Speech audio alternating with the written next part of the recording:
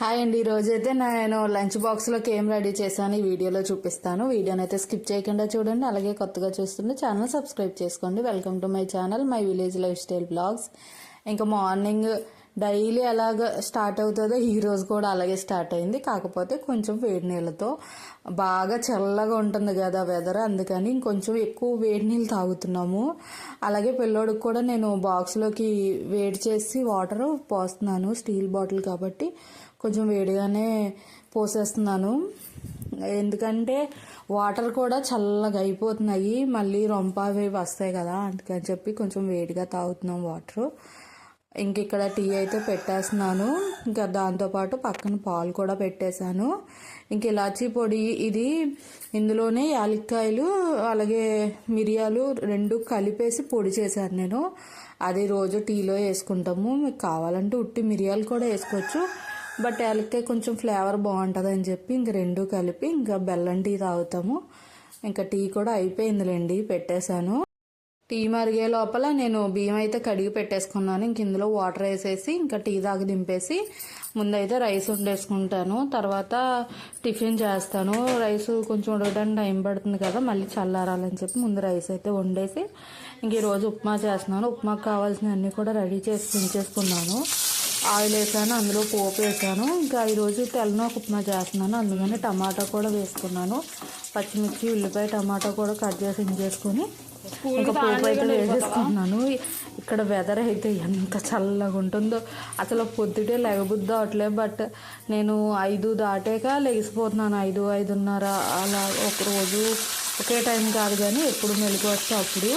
ఇంకా బయట బాగా చల్లగా ఉంటుందని ఇంకా మార్నింగ్ ఏం చేస్తున్నానంటే ఇంట్లో పని వంట వండుకుంటున్నాను. తర్వాత 6 అలా అయ్యాక 6 అయితే కానీ వెలుగు రావట్లేదు కదా, వెలుగు వచ్చిన తర్వాత వెళ్ళి వాకలు తుడుస్తున్నాను.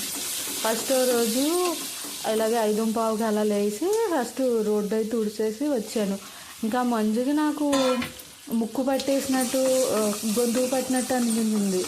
ఇంకా డైలీ ఇలాగే మంచులో చేసామంటే మళ్ళీ రొంప దగ్గులు వస్తాయని చెప్పి ఇంట్లో పని చేసుకుని కొంచెం వెలుగు వచ్చిన తర్వాత బయట పని అయితే చేస్తున్నాను. ఇంక ఇక్కడ అన్నం కూడా ఉడికిపోయింది చూసారా.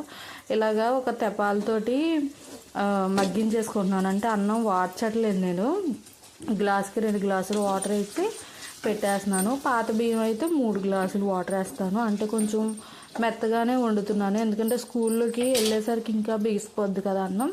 కొంచెం మెత్తగా వండితే తినడానికి బాగుంటుంది అని చెప్పి కొంచెం మెత్తగానే వండుతున్నాను. ఇంకా కరివేపాకు కూడా కోసుకొచ్చి ఇందులో వేస్తున్నాను. ఉప్మా చాలా ఈజీ, చాలా త్వరగా కూడా అయిపోద్ది కదా. మనకి టైం లేదు అనుకున్నప్పుడు ఇలా సింపుల్గా ఉప్మా చేసేసుకోవచ్చు. ఇది త్వరగా ఎగిపోతుంది, అలాగే త్వరగా ఉడుకుతుంది కాబట్టి మనం ఇది అయ్యే లోపల వేరే పని కూడా చేసుకోవచ్చు కదా. అదే దోశలు అయ్యేది దాని దగ్గరే ఉండాలి అలాగా.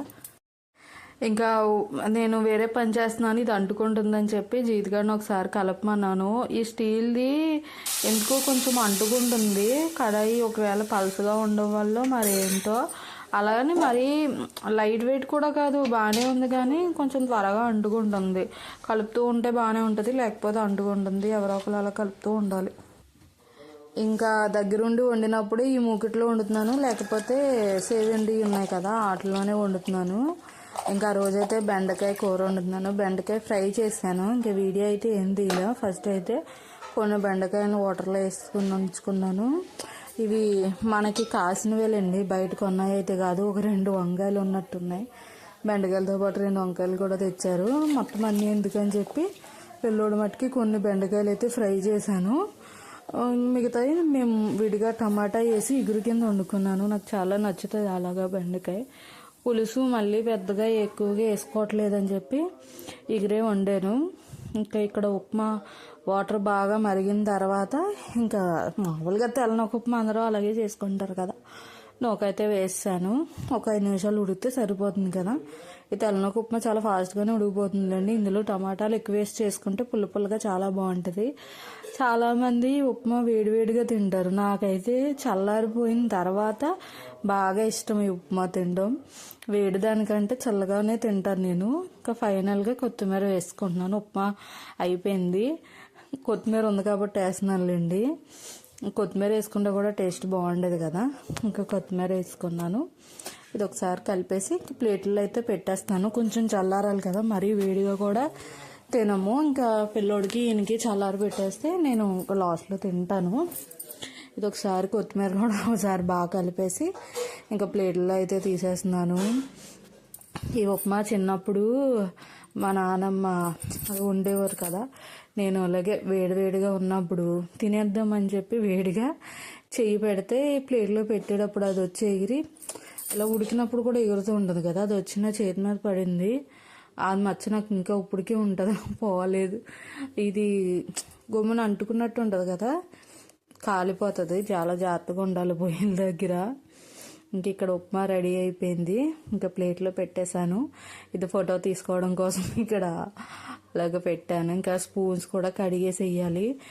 మాకు సాలిపురుగులు ఇవన్నీ కొంచెం ఎక్కువగా ఉంటాయి, అందుకే నేను నైట్ కడిగిన సామాన్లైనా స్టాండ్లో ఉన్న సామాన్లైనా మళ్ళీ ఏదైనా గ్లాస్ కానీ ప్లేట్ కానీ ఇలా స్పూన్స్ కానీ ఏదైనా కడిగి కత్తే కానీ మళ్ళీ వాడము. ప్రతిదీ కడిగి ఉన్నా కూడా మళ్ళీ కడుక్కుంటాము, ఇంకా కడిగి వాడుకోవాలి.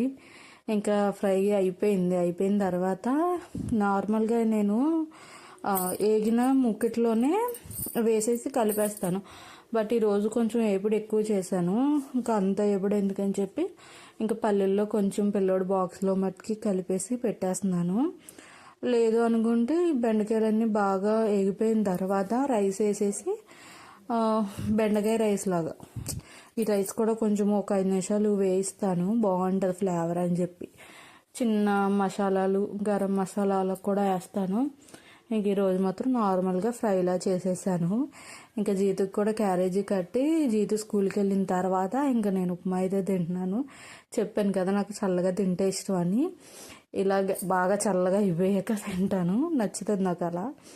ఇంకా రోజైతే సాయంత్రం పెసరపప్పు నానబెట్టాను. ఇంకా మధ్యాహ్నం నేను ఏం వీడియో తీయలేదు, ఇంకా రోజు పెద్దగా పనులు ఏమీ లేవు, అందుకే ఇంకా పెద్ద వీడియో ఏమి కూడా తీయలేదు.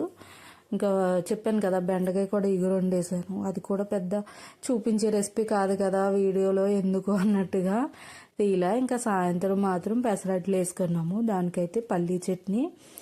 ఇది కొంచెం ఎర్రగా ఉంది కదా, ఎండుమిరపకాయలు వేసాను, 2 పచ్చిమిరపకాయలు 2 ఎండుమిరపకాయలు వేసి కొబ్బరికాయ పల్లీలు వేయించేసి పచ్చడి అయితే చేస్తాను.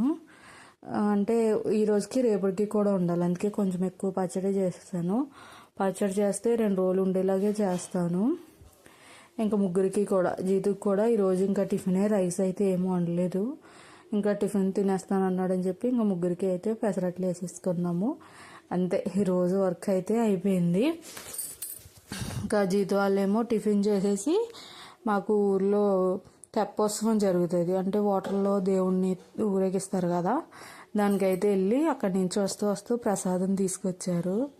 ఇది దేంతో చేస్తారో తెలియదు కానీ ఎంతో బాగుంటుందో, చూడ్డానికి బ్లాక్గా ఉంటుంది డిఫరెంట్గా, దీని టేస్ట్ కూడా కొంచెం డిఫరెంట్గానే ఉంటుంది, కానీ ఎంతో బాగుంటుంది. 3 ప్యాకెట్లు తెచ్చారు, నేనే తినేసాను 3. ఆ రోజు ఒక ప్యాకెట్ తినేసాను నైటు, వీళ్ళు వచ్చేసరికి 9:30 అరౌండ్ 10 అయ్యింది. ఇంకా రాగానే ఫస్ట్ ప్రసాదం అయితే తినేసాను, అంటే ఫ్రెష్గా బాగుంటుంది కదా ఫ్రిడ్జ్లో పెట్టిన దానికంటే. మిగతా మన్నాడు తినేసాను.